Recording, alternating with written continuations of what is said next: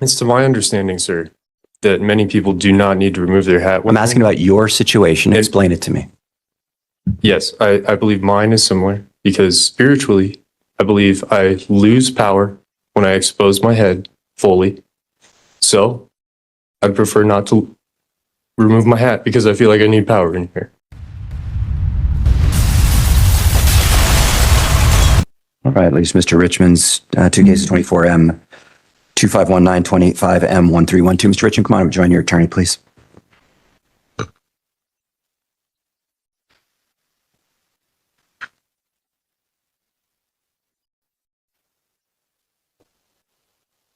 Mr. Richmond, would you please remove your hat in the courtroom? Like I said earlier, Your Honor, I'd prefer for spiritual reasons not to. Not cultural reasons.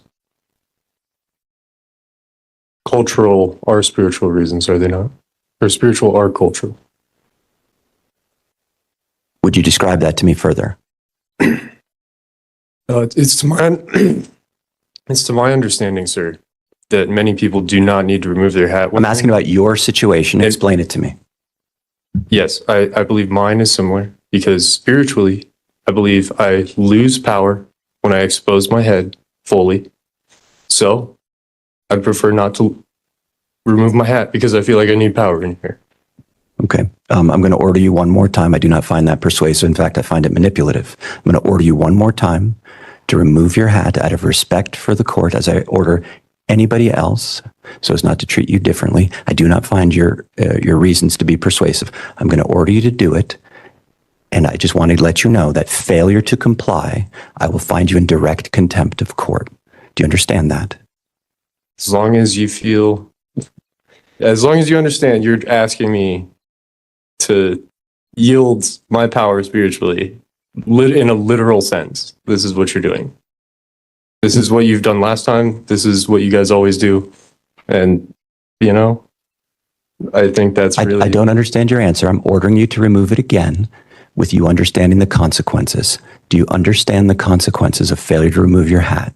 Can you please explain them? Yes, I will hold you in direct contempt of court, finding that after repeated warnings, you failed to comply with the court's order and that it undermines the dignity and the authority of this court. And specifically, I don't find your reason to be persuasive. Do you understand? Not fully. So do I get to wear my hat next time? That's what I'm trying to understand. I'm talking about this time. We'll worry about next time. Do you understand that if you fail to comply, I will hold you in direct contempt? So I'm going to be held for 20... At this point, the courtroom has reached a turning point. The judge has given multiple clear warnings, explained the consequences, and offered every opportunity for compliance. In legal terms, this is exactly how a judge builds the record before issuing a direct contempt ruling. The big question now is, will Mr. Richmond finally remove the hat, or is he prepared to accept whatever comes next for standing by his beliefs? 4 hours while it's cold out? I have no idea what the consequences are going to be. You will be sentenced on direct contempt, and I'll allow you to make any statements you want in mitigation. I'll hear from your attorney as well, and then I'll decide. You may not go into custody at all, or you may, or there may be some other consequence. Okay. What is your response to my final order to remove your hat?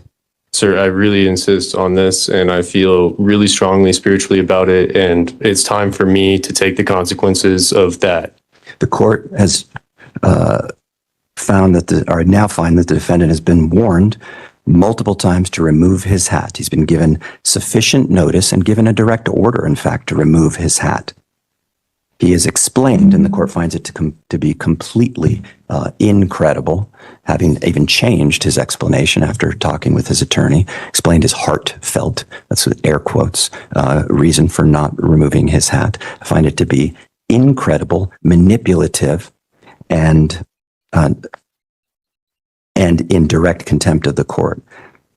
I find that it undermines the authority and undermines the dignity of the court. I find that he does so intentionally. And because of that, he is in direct contempt. regarding the sentence, and I will sentence you in a moment, but let's take care of the pretrial readiness conference piece first, and then we'll talk about the sentence. Anything else on the trials? No, Your Honor. All right, that leaves the contempt. Regarding contempt, Ms. Volkowski, do you want to be heard, or you want your client to be heard, or what would you like to do? One moment, Your Honor. Yes. Your Honor, unfortunately, I don't have anything to add to the record. Okay. Mr. Richmond, you're given the opportunity, and you can just stay right there, to tell me anything you want before I decide on the sentence for the direct contempt. If you want to say something, you may. If you don't, that's fine too.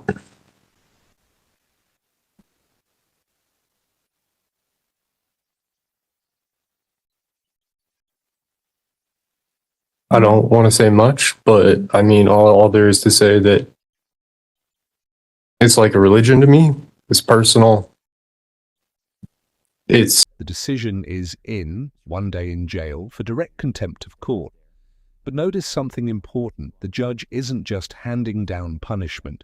He's also warning the defendant about the upcoming jury trial, making it clear that courtroom rules will still apply.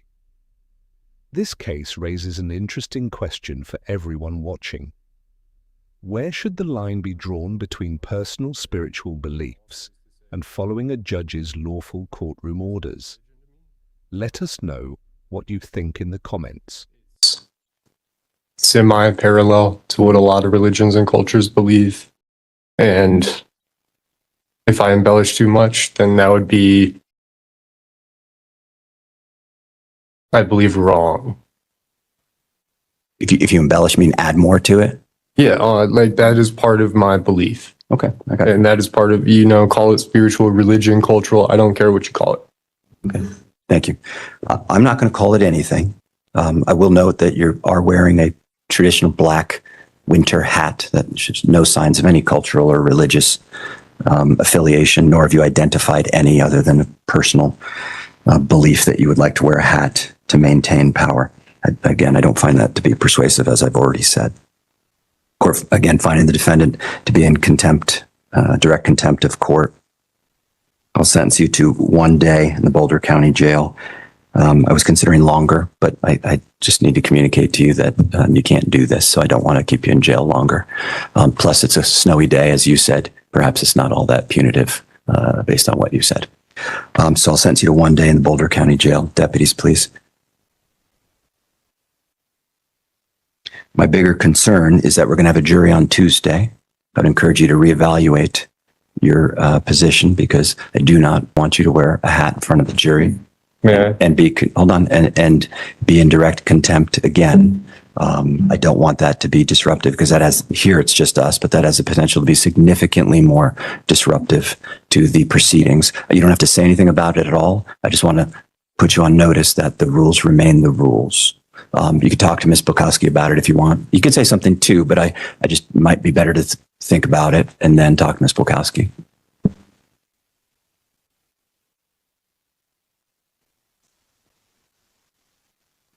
Yes. Yes, thank you.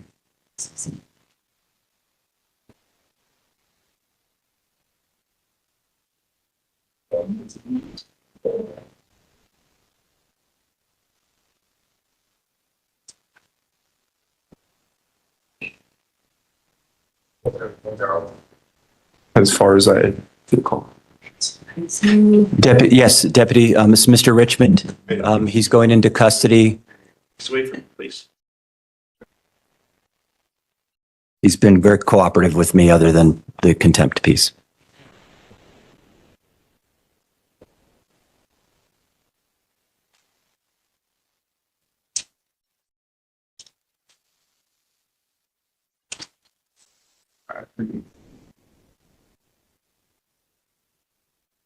And so the record's clear.